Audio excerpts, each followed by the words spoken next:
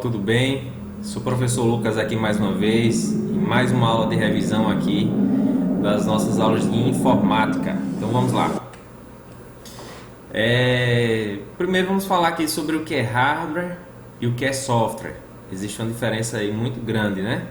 Então vejamos aqui, o que é hardware? O conceitozinho que coloquei. Hardware é todo componente físico, interno ou externo, do seu computador ou celular que determina do que um dispositivo é capaz e como você pode usá-lo, tá? Então, resumindo, você está tocando seu celular, você está tocando seu computador, então você está tocando no hardware, né? Que é a parte física. Então vamos lá para o primeiro componente aqui do hardware. Geralmente as pessoas chamam de CPU, só que não é CPU, o nome correto é gabinete, para esse primeiro componente que estou falando aí, né? Então, já que falamos sobre os componentes físicos, aí no caso, um exemplo do gabinete, temos também aí a tela do computador é um hardware, o mouse também é um hardware e assim vai. Tocou em alguma das peças, já sabe que é hardware, tá? Então vamos lá para os componentes internos do computador, que é o principal, que é o processador. O processador, pessoal, é responsável pelo desempenho do seu computador. Então, se o seu computador está lento, a chance de ser um processador que não está tão interessante aí, ou seja, um processador da série, no caso de entrada da marca, um exemplo aí que eu estou colocando, Intelbras, ele é um processador lento, né? No caso aqui do Celeron, sendo mais específico, certo?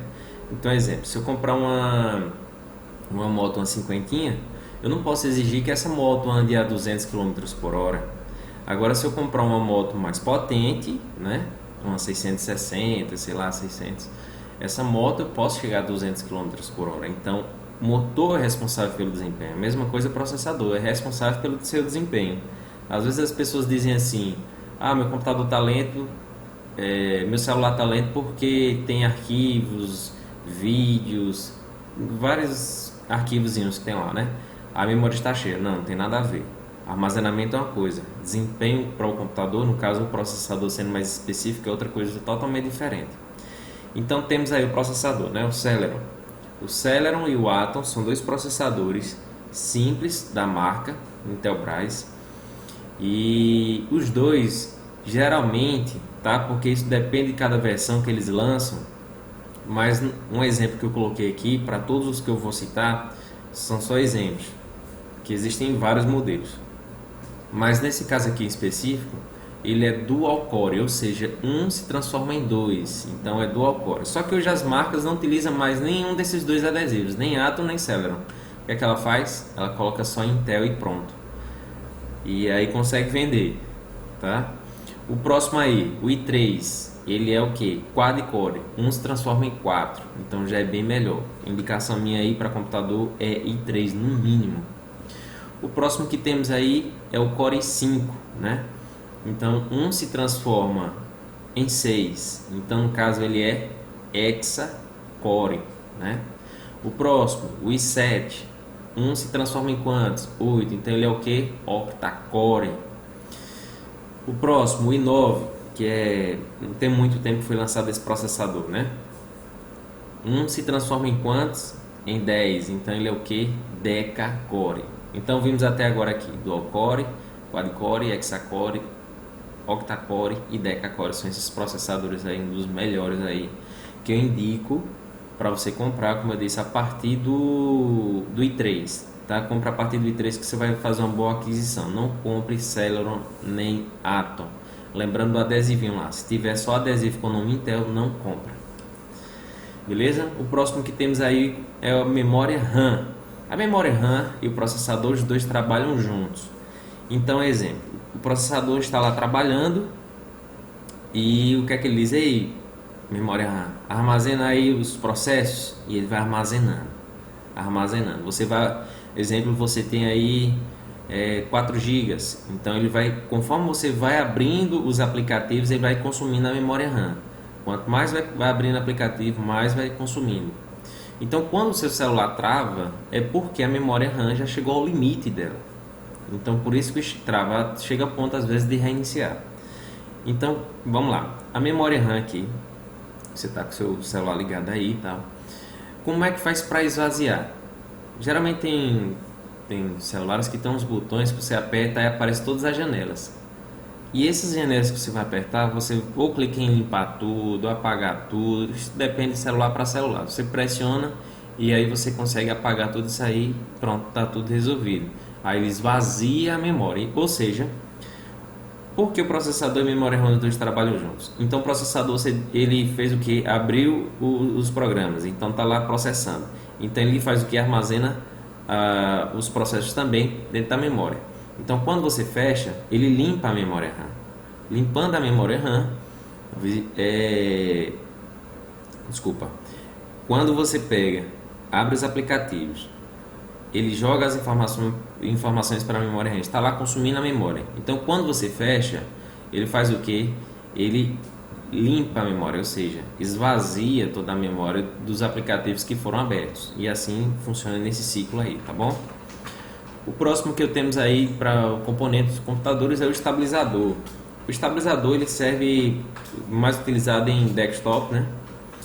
Para, no caso, evitar queimar o computador, né?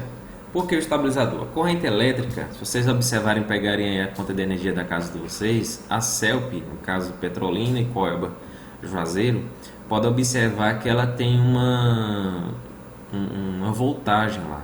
Geralmente está lá a voltagem de 200 a 230 volts.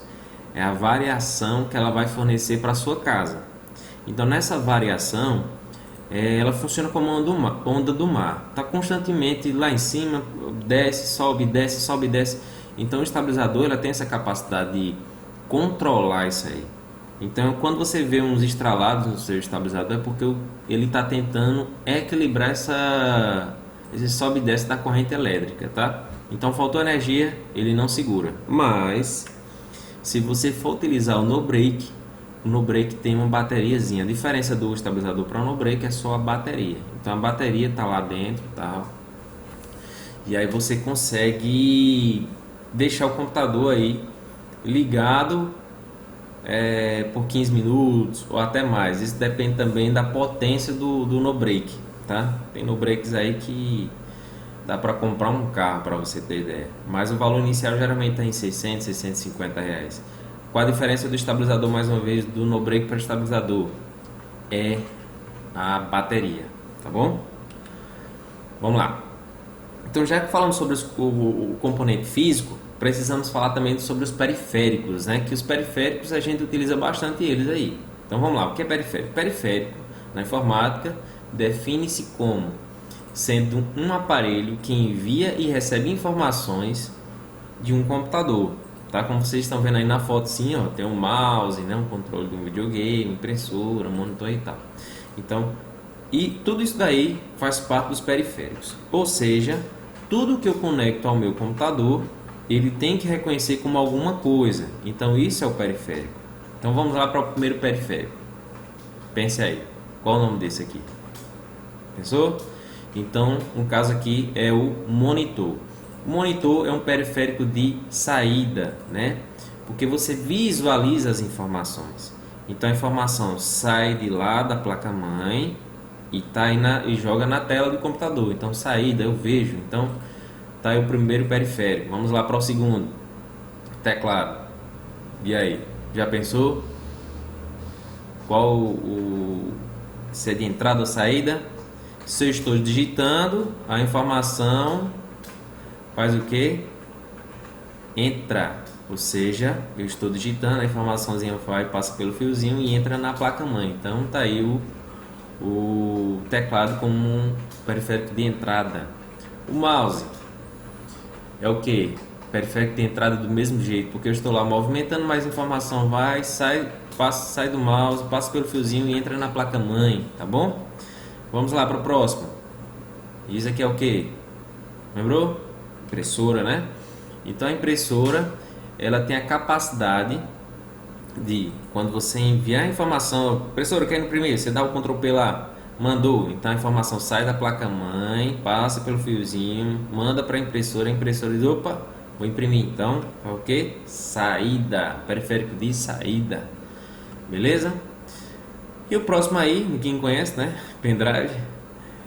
O pendrive ele tem a capacidade de quê?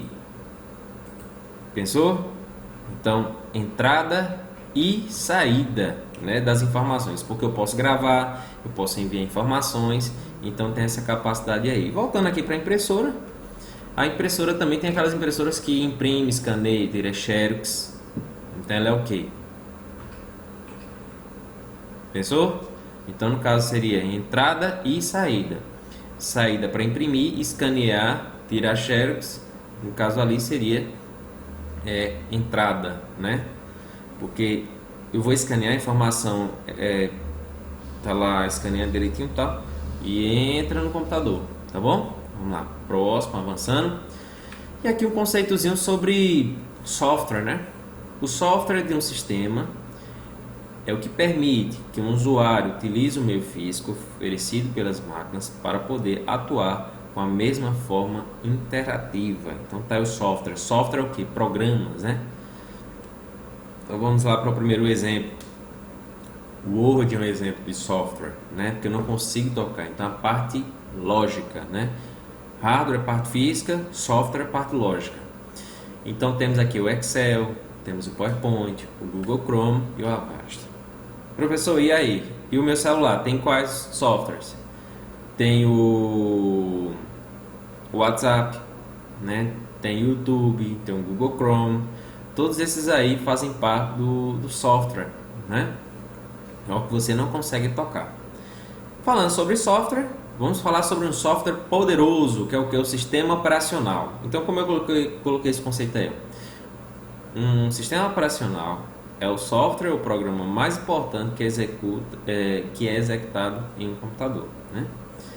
Então, o software, pessoal, é responsável pelo gerenciamento total do computador. Quando você liga, o sistema operacional já executa, ele já identifica ali automaticamente que existe uma placa de som, uma placa de vídeo, uma placa de rede, assim para o seu celular do mesmo jeito. Ele identifica que tem um Wi-Fi, ele identifica que tem um chip conectado ao seu celular para utilizar para ligações ou internet, identifica que tem um som, tá? Então, tudo isso daí quem controla é o sistema operacional, por isso que ele é o principal para o seu computador. Então vamos lá para exemplos do sistema operacional aqui. Windows é um exemplo para isso aí. Existem várias versões do Windows. Tem o Windows 10, o Windows 7, o Windows 8. O mais conhecido são esses três mesmos, né? Tem o lá de trás, 95, né? Que não é do nosso tempo, né? O 98 também, que não é do nosso tempo, mas do Windows 7 para cá são os mais conhecidos, que também faz parte do Windows, né? O dono desses sistemas aí. Vamos lá. O Linux também é um sistema operacional, tá? Ele geralmente nas escolas do governo do estado, eles utilizam bastante aí o Linux como sistema operacional. Inclusive ele é um sistema operacional gratuito, diferente do Windows que você paga para ter ele. E o outro aqui, né, que ninguém conhece, é o Apple, né? É o iOS. Para quem tem iPhone, para quem tem Mac em casa aí, tem lá a identificação iOS. Aí tem lá falando sobre a versão, né, que é o sistema operacional da Apple. Lembrando que o Apple ele é feito para utilizar nos computadores da Apple. Existem pessoas que adaptam para computador comum colocando com Hackintosh, tá bom? E o próximo aí que temos é o Android. Android ninguém conhece também, né? Mas é um sistema operacional muito bom, viu? Brincadeira à parte, mas ele é bem interessante, bem interativo. Eu gosto demais do Android, né? É um sistema operacional gratuito, que inclusive quem é dona dessa empresa aí é a Google, né? E sucesso nela. Vamos lá. Então falamos hoje aí sobre hardware e software. Então, lembrando, hardware parte física, software parte lógica. Pessoal, obrigado pela atenção de vocês. Até a próxima quinta-feira com mais uma revisão. Não esqueça de deixar seu comentário, não deixe de dar seu like, se inscrever e marcar o sininho, tá bom? Porque qualquer notificação de nova aula, você vai estar visualizando as nossas aulas que estamos enviando aí, tá bom? Obrigado, valeu!